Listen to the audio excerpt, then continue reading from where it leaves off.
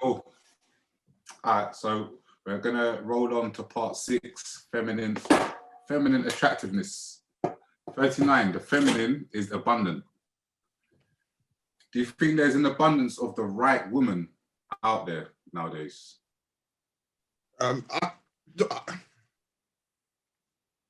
I believe that almost not even seeking you should find. I feel like, yes, I think there is. It's just, I'm sure women have the same conversation as well. Is there the right man out there for me? I think I've said it before when whilst reviewing this book, yeah.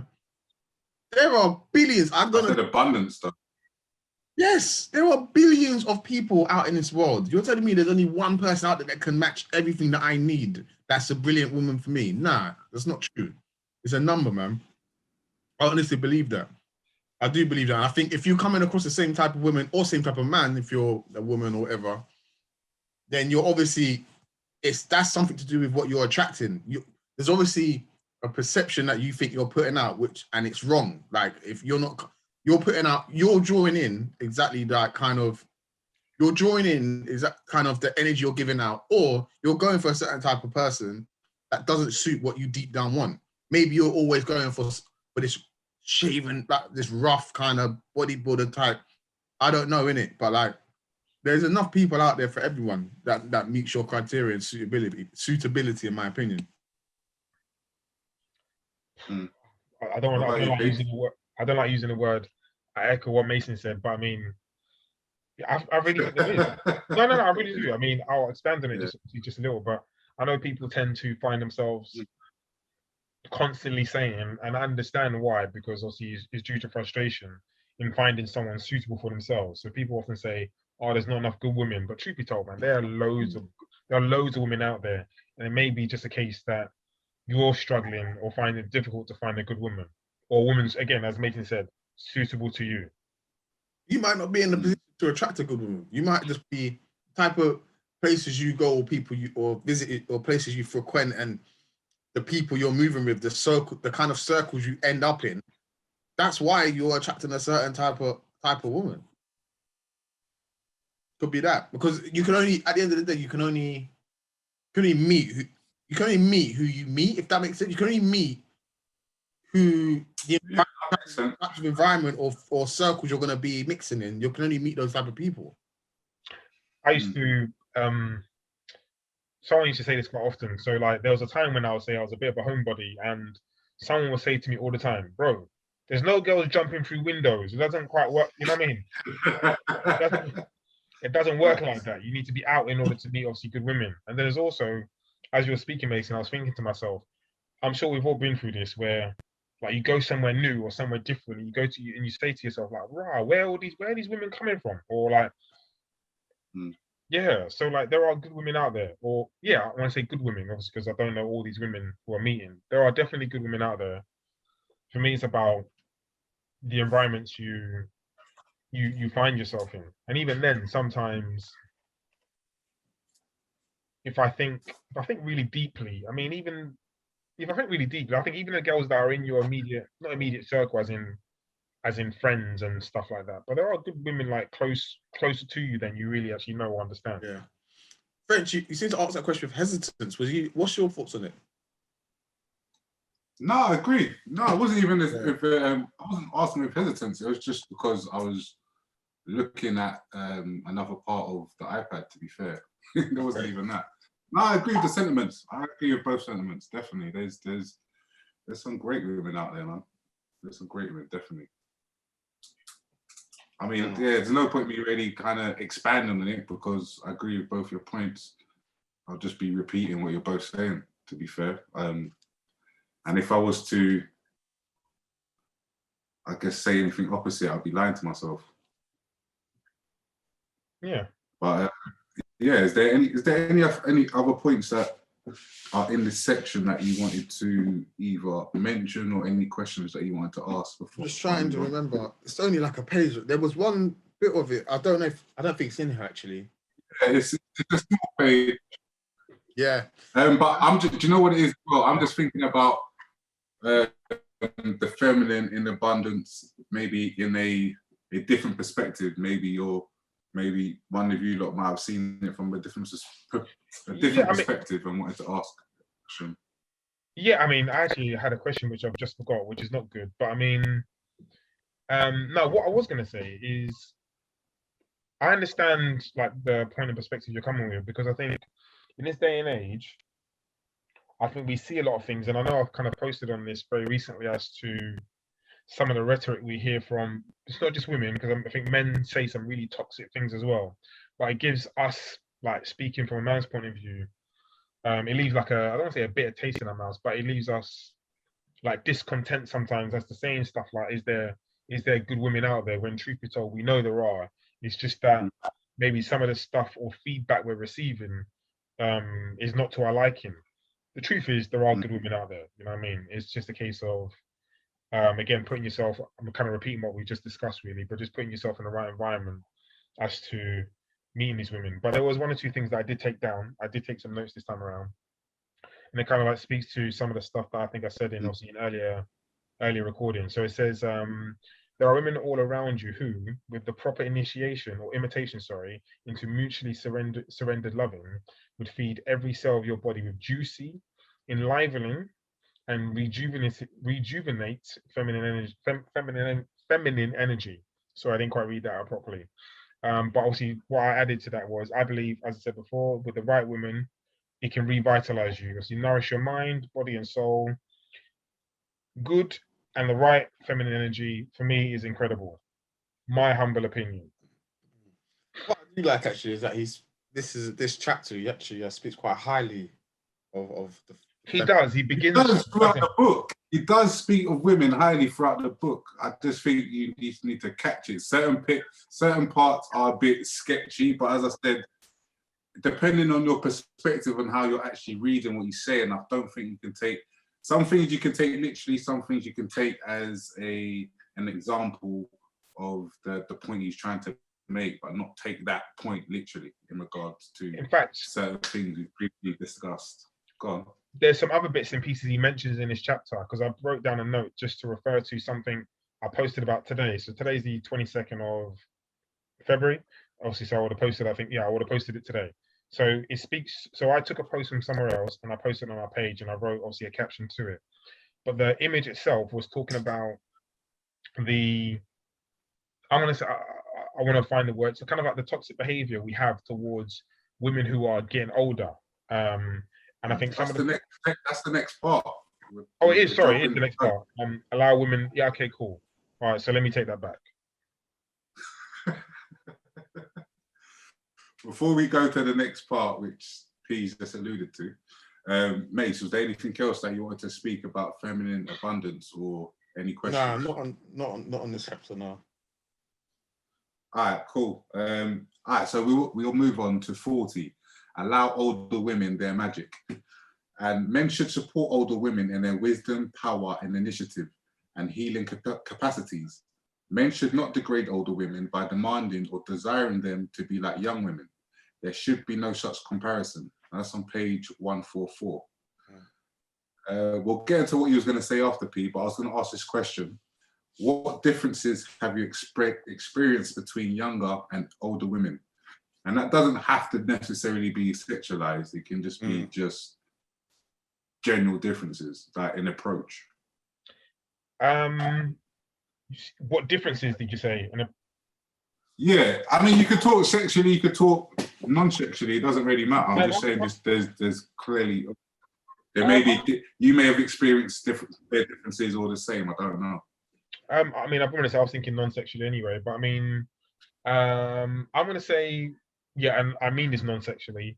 Their innocence. And when I mean innocence, innocence in regards to like being able to attack the world. So there's like when you're makes his face. I know.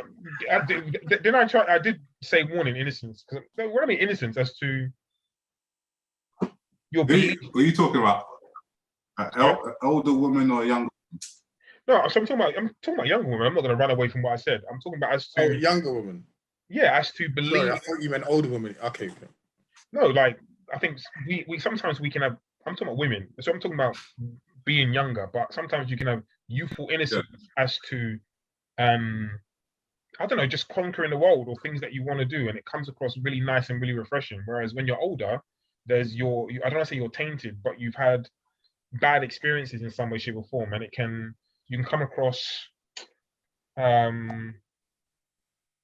what's the word? I'm looking for a word. It's in that kind of like critical kind of like, I don't know. There's you sometimes can have like negative vibes or negative things to say as to that's that person's exuberance as to what they want to go on and do.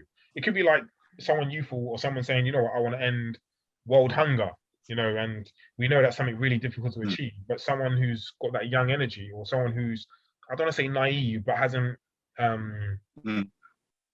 know what you mean. I know the thing. Yeah. Yeah, I know the point you're getting across, P.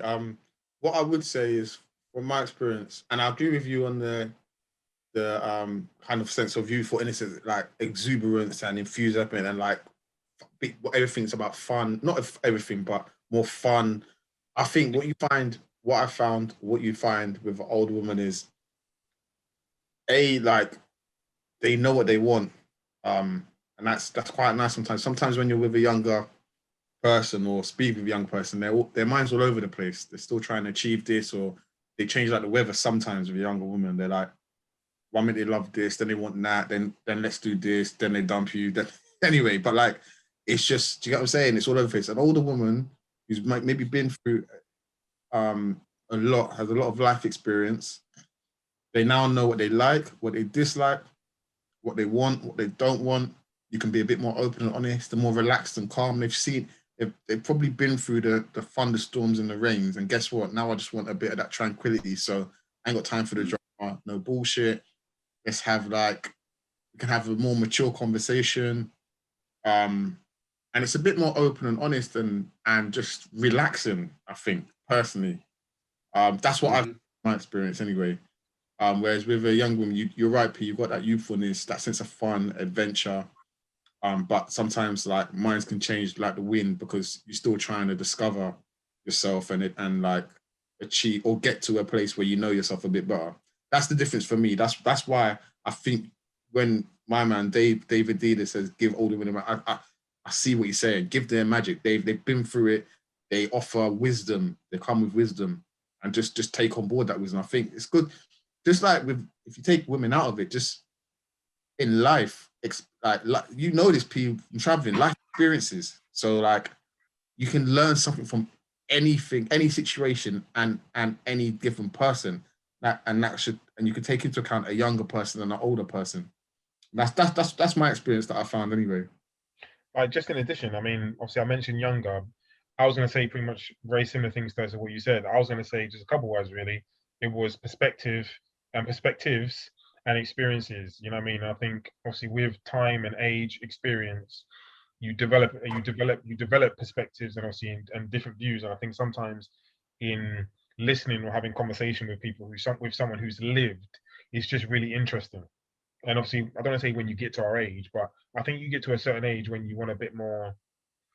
I think this is wrong. I was going to say a bit more depth to someone, because you can be young and have a lot of depth and great perspectives. But I think with someone who's older, I'm not necessarily even talking from a sexual standpoint. I'm just talking about just in general. There's more layers to it. You know what I mean? Hey, is there any older sexual, like any older women that you like, you look at and you think, like she's nice? Yeah. There's some that I'll say, for me, I know it's a bit of a random one, but Helen Mirren, for some reason, when I see her, I think she's just nice. There's something about her. Let me Google that. Yeah, I'm doing it right now. What's Helen Mirren? I've heard of the name many times. I think about the old woman. I know the name still. I'm just trying to remember what this woman looks like. You see.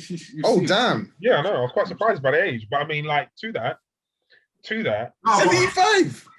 Sorry. Well, I'm not saying I'm gonna go and yeah, I know, yeah. But I'm just saying aesthetically, and just like, as an older woman, it's like you actually still have attractiveness. You still have something there. Like, not like I'm trying to run her down and that. You know what I'm saying? But I'm just saying in terms of just pure sexual energy and just like attractiveness. I think she's really attractive woman still. Yeah, I think some people can exude or give off that energy.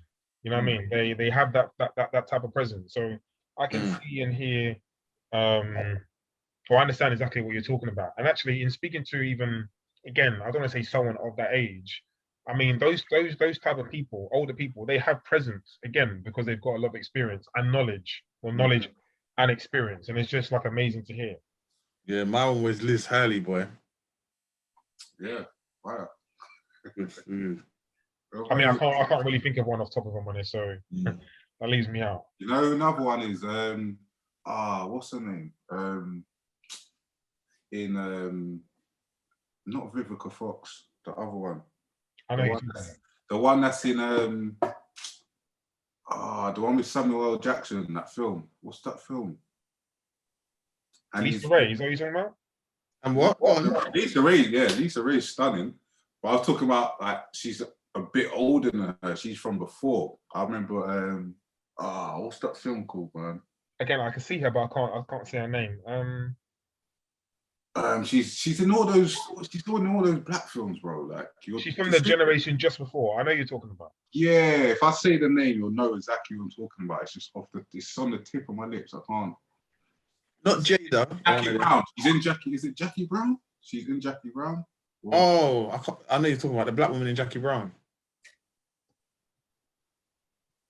Anyway, yeah, let's keep it moving. Just like in terms of like older women, like they still have appeal. Like it's not a case of throwing them on a heap as like the media would have you believe, so to speak. Like there's still a place for them in the world. Do you know what I mean?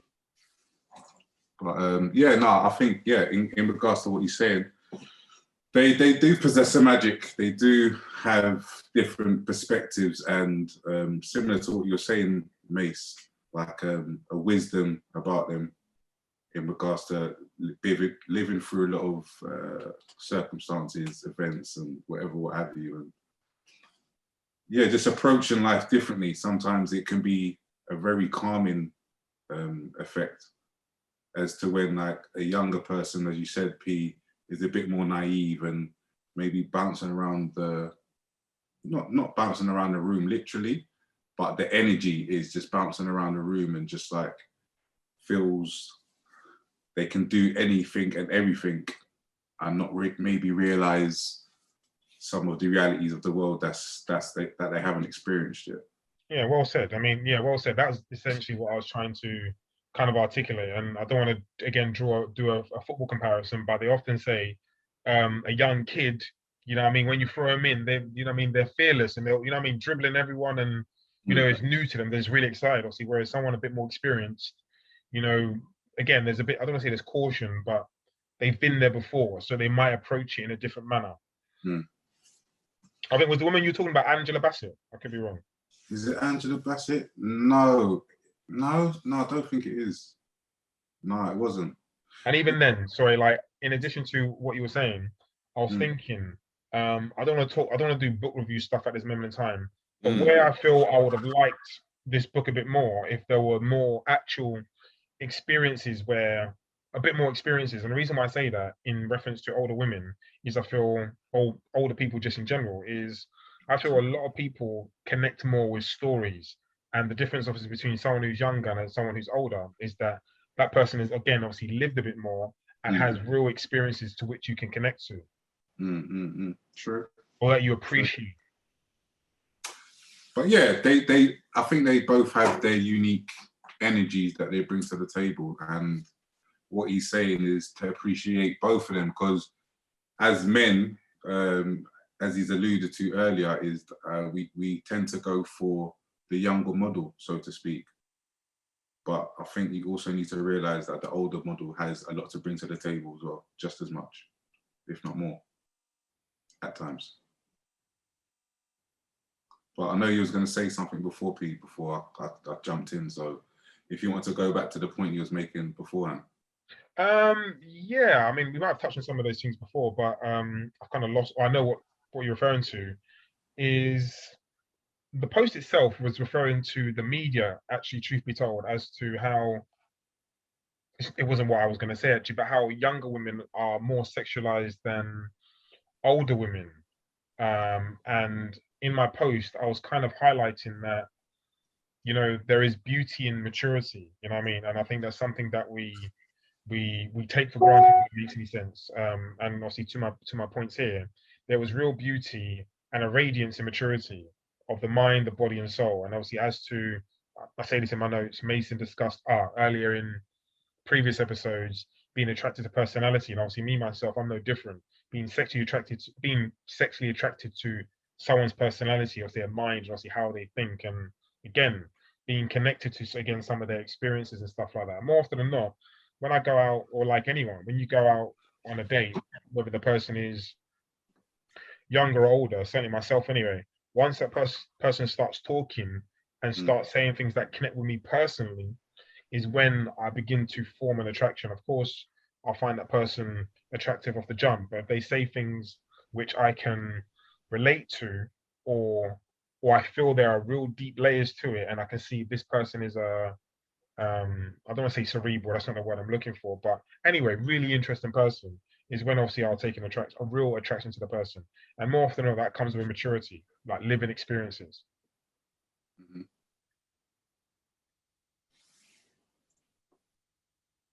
Anything else you want to add there, Mace, before I move? Mm-hmm. All right, just before we come off it then. If you find yourself attracted to younger women, be careful that you aren't trying to find an easy relationship with a woman who will let you slide. If your purpose is to ever become ever more free of your self-burdens and give your true gift to the world, then a spiritually mature woman won't let you slaver in your comfy habits of security and distraction. They may be an excellent ally for your journey, and that's on page 146. Moving on to 41, turn your lusts into gifts. If you're like most men, sexual energy tends to go directly to one of two places. Either your head becomes stimulated and you fantasize about being with a woman who turns you on, or your genitals become stimulated in lustful need. Your head and genitals become stimulated in lustful need. Your head and genitals, however, are just the north and south of the whole body.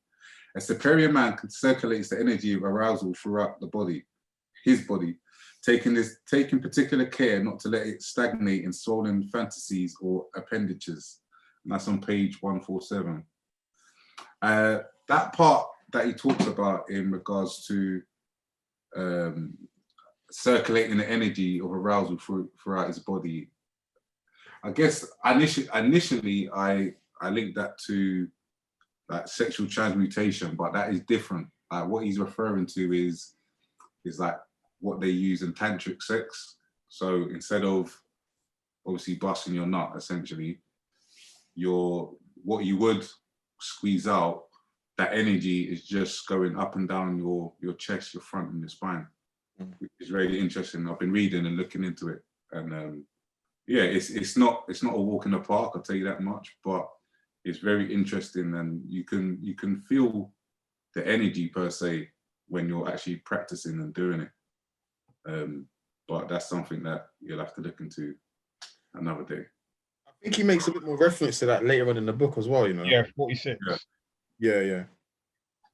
Have you ever felt energetically different if and when you've not had sex? Yeah, when you know what? I'm gonna lie, sometimes when man does my thing and whatever and busts, bro, my energy feels like it's been drained out of me. Like honestly, like drained out. And that might not even be like, it might not be because it's like midnight. It might just be, it could be like 8 p.m. or something. And I have bare energy, and then I'm just like, I'm done out here. Sucked. Yeah. So it's true, like sometimes you can just release and just, you know, like that's you. Like it's like you just evaporated energy for the day. Do you know what I mean? For the evening. Yeah, you do feel different. You do feel different. But sometimes there's other times where you be, and it's like it feels good. Like it feels like you needed to release, if that makes sense. Like that you need it off your chest almost, if that makes sense. Yeah, absolutely. It was like a build-up of might have been pressure or whatever, and and that's out. Now you feel a bit more relaxed.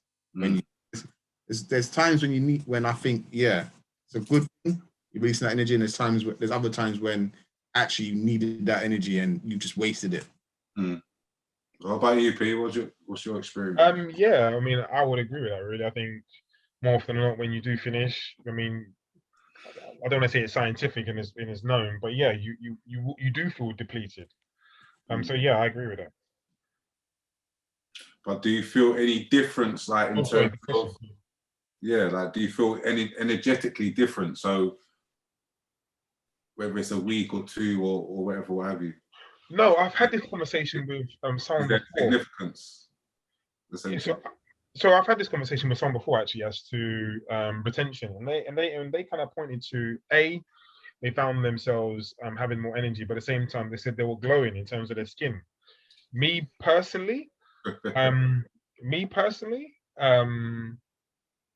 as to not even the question, more often than not, when I find like when I'm not, whether it's sexually active or when not, let's say not sex, so when I'm not sexually active, I find myself.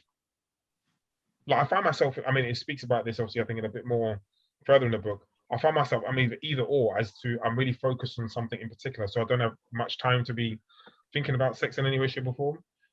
So as to energy, I want to say yes and no. Yes, as to I have a lot of purpose about me in terms of what I'm thinking about, the fact that I'm not actually distracted in regards to actually having sex. But no, in that I don't know, just no, really. I don't know. I'm not too sure I've really differentiated between the two before. Yeah, no, I've definitely felt it. I've felt similar to you, Mace, in terms of, I think there's different times, because there's different times when, like, I've had sex and then I know I've released energy, but at the same time, as you said, there's times when you need to release that energy, and me releasing that energy has made me feel energized again to be like, I'm good to go. I'm almost like, I've cleared my thoughts now. I can go back and do what I need to do, because I needed to release this. Like, it was just building up, the tension was building up. I needed to go on, like, off I go again to wheel it up again and bring more, so, do you know what I mean? Bring more tension and get back to that point. But yeah, there's other times as well, and it's like, for a couple of days, I'm just like, wow. And he says it's like you lose that get up and go kind of thing, that edge, kind of like, where it's like, yeah, I'm getting things done, then it's like you nut, then it's like you become lethargic, and it's like, I could do that tomorrow. No, 100%. It's just I just asked that. It's just like, just having that awareness of when those times are, because you will realize that there are times when it's like, I do actually need this energy to get this task done, or I'm working on a certain project and my mind just can't really be on having sex, because I need the energy to complete whatever I need to complete. And there's other times where it's like, I'm so involved in the project that I need a release. So it's just, I guess, being aware of the difference between the two. But I was going to move on to 42 before I do. Is there anything else you wanted to note or mention? No, I didn't take anything down from 41. I left 41. Cool. All right, so 42 is, never allow your desire to become suppressed or depolarized. On 151, he says, it is not time that kills the light, but familiarity, neutralization, and lack of purpose. And goes on to say, a superior man always assumes complete responsibility, knowing that ultimately he has no control at all and everything is all out of his hands. He acts with impeccable courage and persistence, expecting nothing but the inherent feeling of completeness he enjoys in the fullest of giving his gift. And that's on page 152. And he continues to say, he knows that when things get dreary, it is his own doing. And that's on page 153. Do you agree with the premise that the man should take full responsibility for all the problems in the relationship? Yeah, that's a lot of nonsense, boy. That's BS, man. But at the same time, it's just the same thing. Like a woman shouldn't take full responsibility either. It's as I said, like, I think I mentioned it earlier in this book. Like it's a matchup. So like when you enter into something with someone, you're both gonna and you have to get used to each other. And that's not to say you have to completely change your personalities, but at the same time, there has to be some give and some take. And because of that, sometimes there's going to be a little bit of friction, or there's going to be things that go wrong, but just got to work on those or work around those. If you're not willing to change certain things between you, then maybe it's not meant to be, or certain activities or tasks you just don't do together, or whatever it is. Man, you can't. One side can't just shoulder all responsibility and blame for when shit's going wrong. What's your thoughts on that, Pete? Sorry, what was the question again? I was just looking at my notes as to the understanding of the chapter. Well, I'll read out the couple lines so it kind of gives you a premise of what I was alluding to. So he says, a superior man always assumes complete responsibility, knowing that ultimately he has no control at all and everything is out of his hands. And I went on to say he knows that when things get dreary, it is his own doing. Keep getting tongue-tied on that one. Then the question posed was, do you agree with the premise that the man should take full responsibility for all problems in the relationship? All problems, no, but I think each individual in that partnership or in that relationship needs to take some responsibility. The notes I wrote down was, I like to believe obviously it relates to that, because I think a lot of that chapter in particular was about the breakdown of the relationship, or breakdown of a relationship in some way, shape, or form.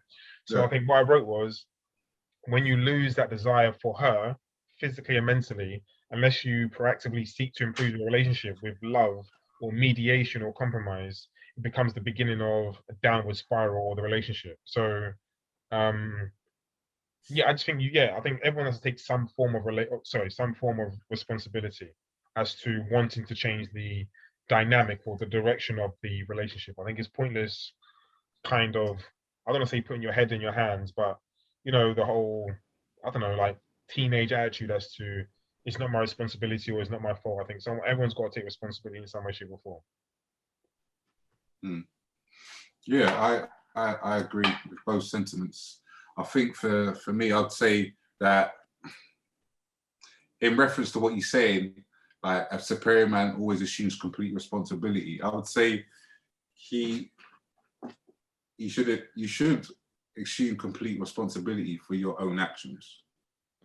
Like not for the actions of both of you. I don't agree with that, but for how you deal with the situation, how you go about it, as long as you can put your best foot forward in it, then if the relationship still is going to break down, then you can kind of walk away with it knowing that you did kind of take responsibility for the actions that you've taken as well.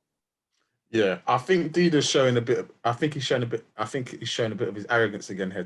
In my opinion, because he's essentially saying, "You're the superior man. You assume responsibility. You can control the relationship.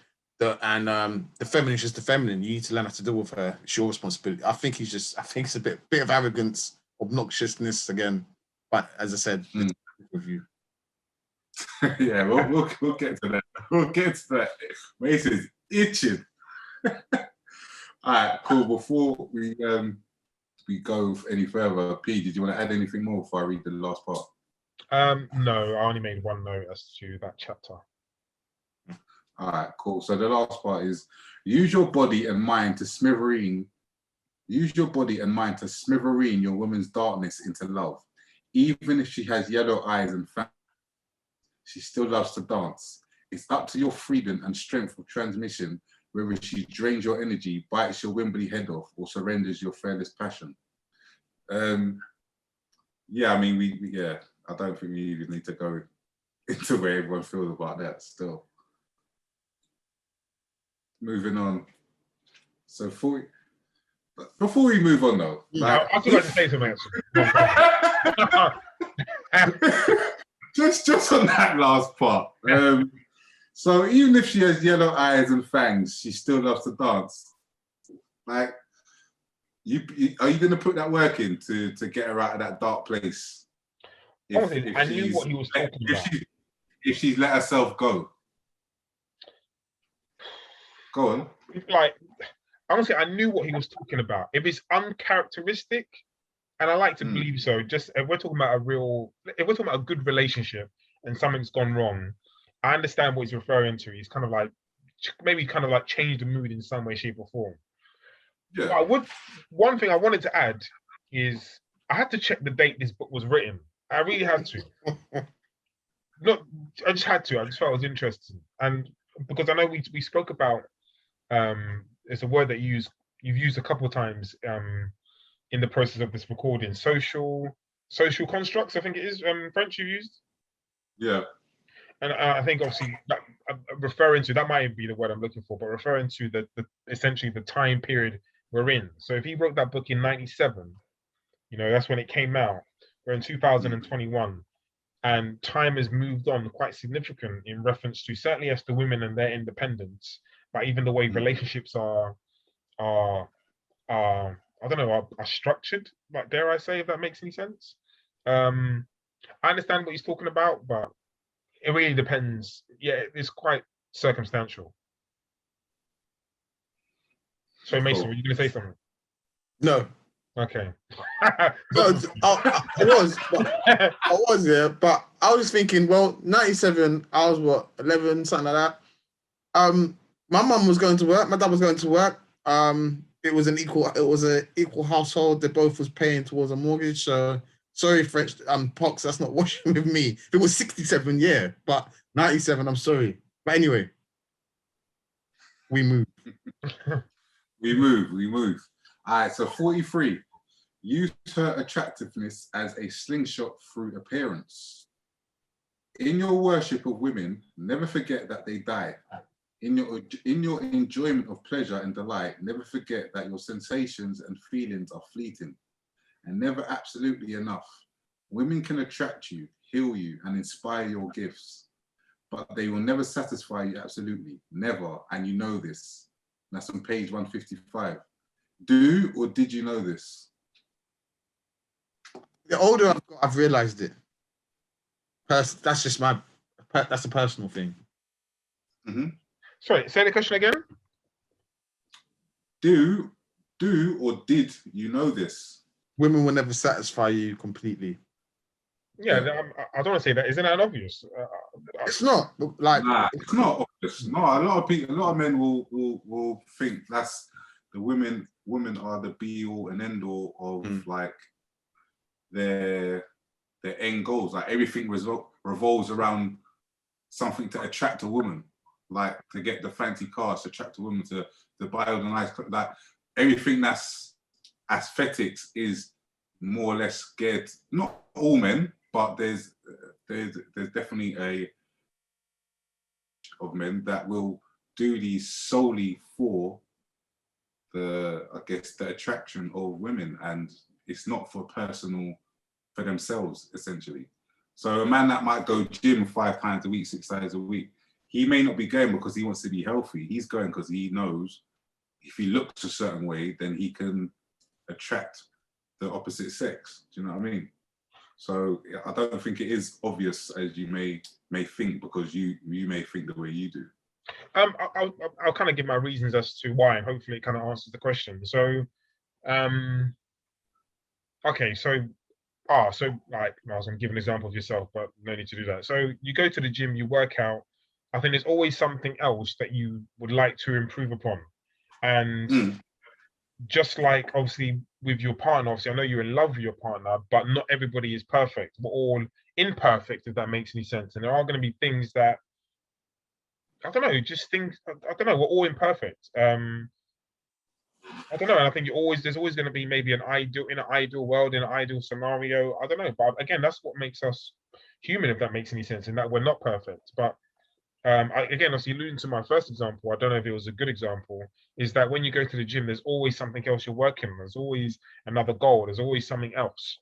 And again, obviously, as to your partner, I don't know. I just like to believe that you don't live in ideal worlds.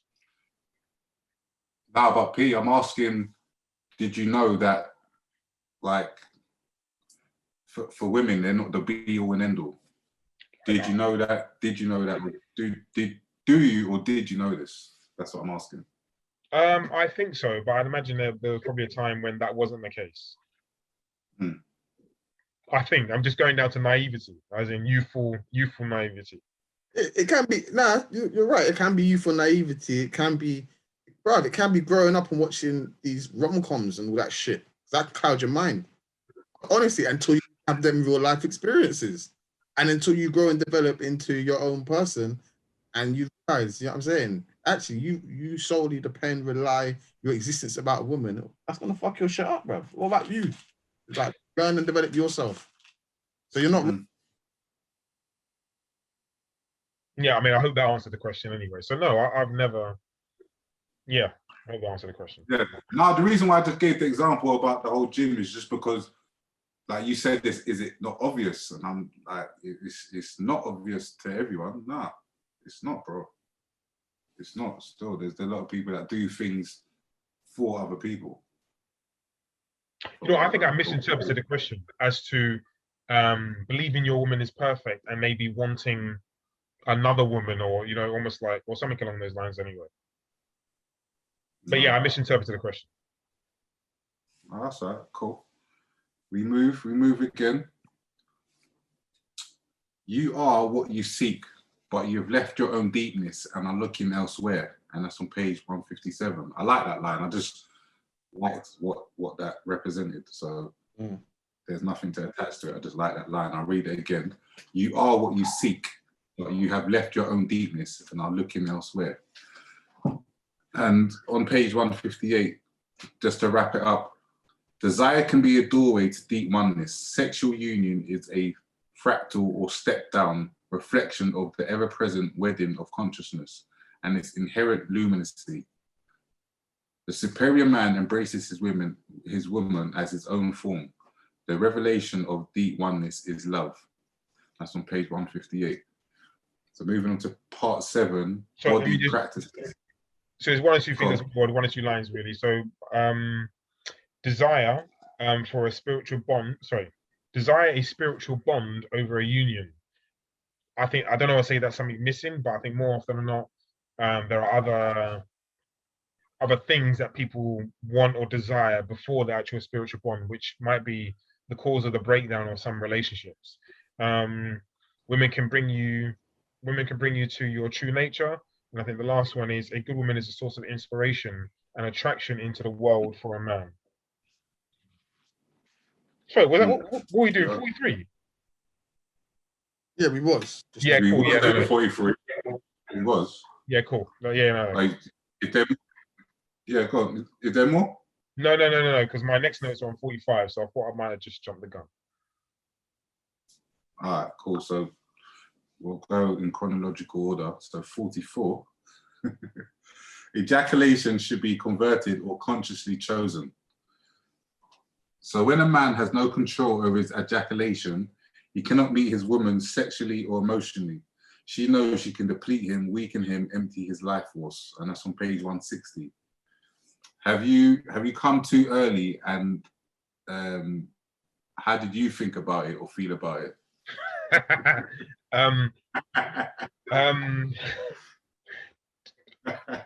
Gone in 60 seconds, boy. No, there was two things I wanted to say.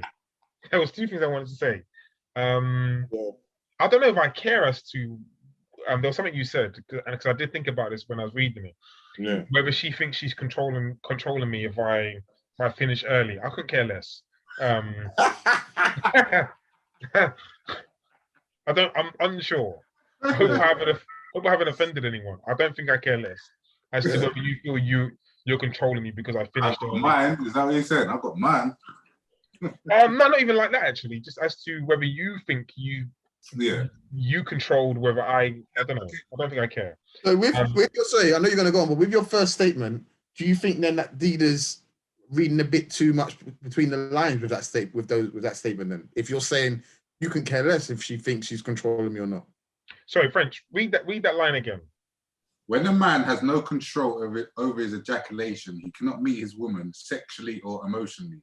I agree with that in some sense. She knows, the last part, she knows she can deplete him, weaken him, and empty his life force. Yeah, like, I don't care about that. I don't know why. I don't know. Was there something in addition you said to that? But like, or that was the line? No, that was it. I Yeah, haven't I said don't anything care. on that. Like, yeah, I do understand though as to No, I think French will come on to it, but that is like the summary of the kind of chapter. And I remember this chapter. I remember he kind of says that like if a woman has that control over you, she like you're a weak man to her essentially. yeah. She well can control you because that can just deplete you of your energy essentially. So what I'm saying, What was your question? Yeah. my question to you, P, is with that being said, do you think Deida is reading a bit too much into this, considering your kind of thoughts in that I don't care about all that. I'm just gonna bust a bust. Bust Yeah. my cuz. God forgive me for bust my nine. Yeah, so like a yes and no. Like, I mean, I do think he's reading a bit too much into it. You know what I mean? Sometimes, I mean, your first question, in French was as to have you ever finished early before? Yeah, I'll put my hand up. Yeah, that's happened before.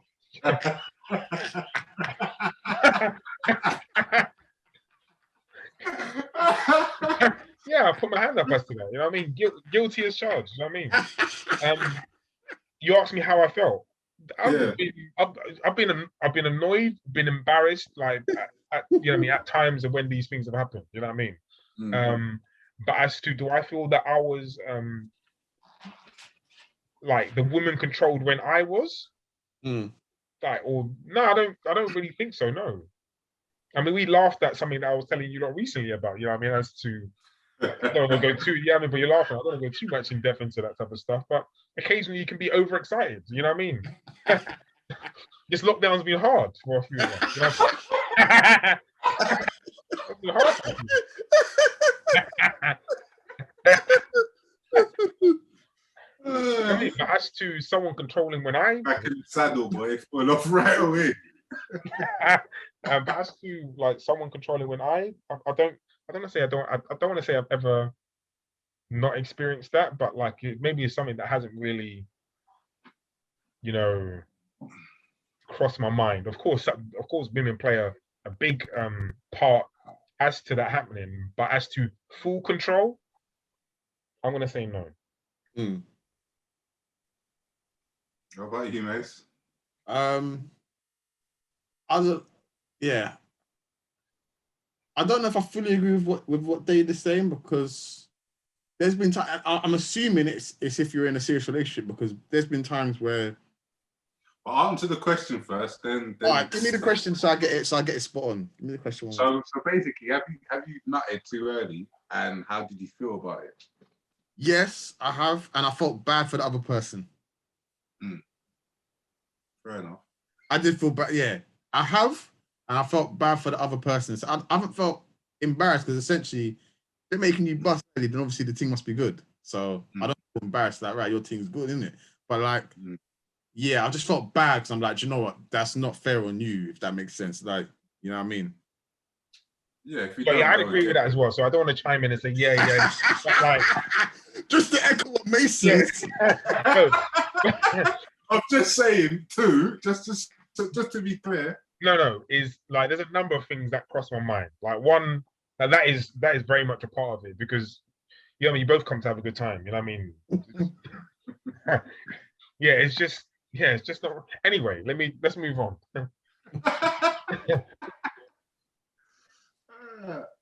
What was you gonna say though, Mace, before I interrupt you? Because you was gonna make a point in regards to. Oh no, it probably will come later, because in the chapter, if you got more questions, probably will come later. Cool. I'll read a couple more statements and ask another question. So, but as you live your life with more and more true purpose, you won't accumulate so much tension during the day. Then you will discover that ejaculation, for most part, actually depletes and weakens you. That's on page 161. In a subtle way, excess ejaculations will diminish your courage to take risks professionally and spiritually. You have enough energy, motivation to live a decent life, but ejaculations drain you of the cutting through energy that is necessary to pierce your own wall of lethargy. See what I was saying earlier? So Is practicing non-ejaculation a conversation to be had with your partner? Practice it. Equation. I think without reading this book or reading anything to do with sex and spirituality, I'll get looked at funny, like you just don't want my kids. Just something like that. But, I couldn't just randomly go and have that conversation now. There'd have to be a little bit of depth to the conversation, and even it'll still be a bit of a struggle. I mean, essentially, I couldn't have that conversation off the bat. There'll have to be a little bit of depth as to what I'm trying. If there's a practice that a theory, and I'm trying to practice out that theory, something like that. And even then, you couldn't just walk out the gate with that. Like, listen, babe, no way. from now on, not nothing. That's it. Nah, you can't. You couldn't just do that. What about yourself, P? I would agree with Mason. No. I don't want to say the conversation is not a non-starter, but I mean the conversation would have to come off the back of something. So it might be a case of I'm reading his book, like I don't know, you know what I mean? Not show her as such, but just kind of repeat some of the things that were said, and then maybe just have a conversation about it. But it's not something that I'm particularly interested in. Mm-hmm. But yeah, I do agree that you can feel depleted. I mean, we've had this conversation anyway. You can feel depleted. Yeah. All right. So some women, because of their need to guard and protect their wounded heart, would actually prefer that you ejaculate. That way, they never have to be open all the way or expose their depths to your touch. And that's on page 162. Do you know what? I had a question. I'm gonna miss it still. I'll tell you after. A superior man chooses to ejaculate occasionally, but such a choice is made freely, before even engaging in sex, but not after it is too late. That's on page 164. I've got a couple more before we move on. So once I've said the last two, if there's anything else you guys wanted to add, then just add it. The bottom line is, if ejaculation is not completely a matter of consciousness, a conscious choice for you, your woman knows she controls you sexually. That's on page 164. And lastly, by strengthening your capacity for the fullest communion sexually, you also strengthen your capacity to dissolve into the source of life. That's on page 165. Did you want to add anything before we move on, Mace? It was just in relation to that, in relation to your woman essentially, if she can dictate when you're gonna come, when you're not gonna come, and deplete you of your energy at any given point, she essentially controls you, and actually she thinks you're a little bit of a lesser man. And as such, with the comparison to your woman in the world, as such, the world can just deplete you of your energy and infuse the motivation whenever it wants. I think I can't remember if he mentioned it or not in that chapter, but I think it's important to distinguish. There's a couple of things. One of the things to distinguish between a woman who you're checking and a proper stronghold relationship. Because a woman you're checking, as P put it earlier, couldn't really care less. Like, you thought you got that power of me, take it. I'm only here for 3 or 4 weeks and I'm cutting you off anyway. I remember one time where, and I think I might have said this to you boys or someone else, bruv, long story short, I don't want to get into too much of the nitty gritty and details. There was one woman that had mad, bruv. She's giving man little oral sloppy thing, and bruv, I was like, nah, this ain't gonna do nothing. I can control if I remember this story. I can control if and when I'm gonna bust in it. So she was like stroking, she was doing her strokes, her little strokes and that, Bruv, all of a sudden I just felt this urge come over me. I was like, bro, where'd that come from? I'm not even like, because I'm human at certain times, like, man can make it stiff rock hard because I don't know, but anyway, I'm comfortable here. It's just nice. It's almost like it's therapeutic. Bro, all of a sudden, I just remember, I was like, I'm gonna, bruv, all I'm saying is man shriveled up like a dead prune, bruv. Like everything, the force of nature came out of me. Luck off. Bruv, it's like my soul come out of there and just come out of there. And I was just stiff, bruv. You'd have thought man was in a coma. I was like, fucking hell. Like, Yeah, and for 2 minutes, I was done, bruv. I was mummified. I was finished.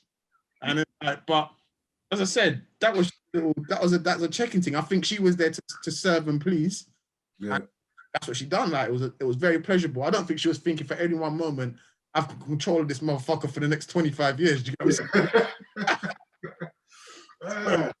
Maybe in that moment, though. Maybe it's that power in that moment of like, because technically, see when you're at that moment, you're basically not you literally, but I'm just saying as a man, you're at your most vulnerable when you're being pleasured like that. Do you know what I mean? Because it's like you can't do nothing. Once that nut goes, bro, it's like all the power in your limbs are just like down.